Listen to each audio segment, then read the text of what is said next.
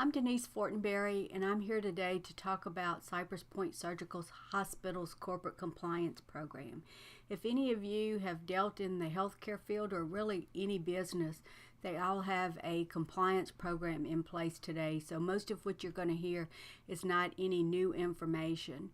The goals of our compliance program at Cypress Point are to provide reasonable assurance that Cypress Point complies in all material respects with all federal, state, and local laws and regulations that are applicable to our operations.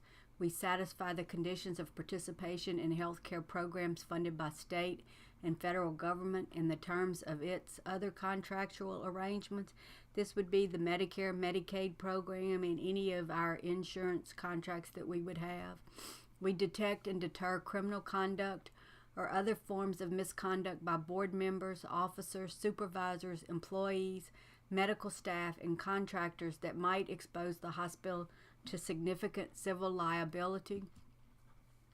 We promote self-auditing and self-policing and provide for, in appropriate circumstances, voluntary disclosure of violations of laws and regulations. We establish, monitor, and enforce high professional and ethical standards. The elements of our compliance program are as follows. We have an established written code of conduct with written policies and procedures that govern the actions of all members of the hospital community. The codes of conduct are part of our HR program, and HR, Human Resources, would have covered that with you in your orientation. It's also in the policy manual on SharePoint under Human Resources if you need to refer back to it. We have the appointment of a chief compliance officer and a compliance committee that directs the hospital's compliance efforts. I'm the chief compliance officer, and our committee consists of the directors of information technology, health information management, our CFO, and our CNO.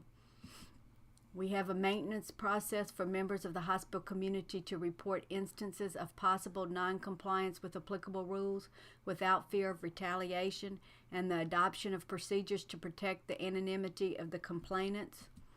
We have established a system to respond to and promptly report certain arrests, convictions, guilty pleas, or pleas of no contest involving officers, owners, supervisory employees, agents, and of its affiliates.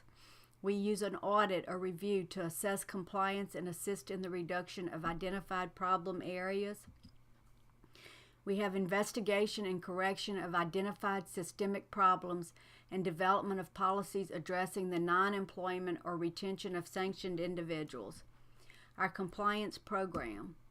We have a charter, its purpose, scope, and implementation of the compliance program, and this can be found on SharePoint as part of our policies and procedures under organizational rights and patient responsibilities, and it is PR000. We have a code of conduct we spoke about, standards with which hospital employees are expected to follow that we're going to review again.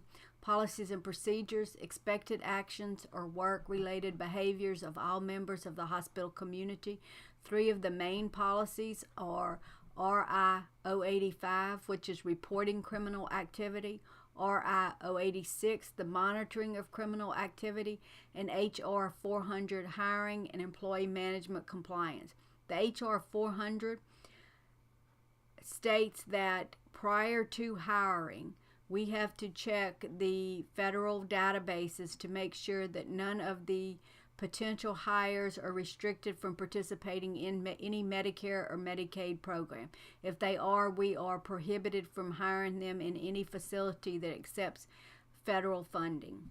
The RI 085 is our process for staff and board members, physicians, and other vendors of reporting criminal activity, and RI 086 is how we monitor that criminal activity.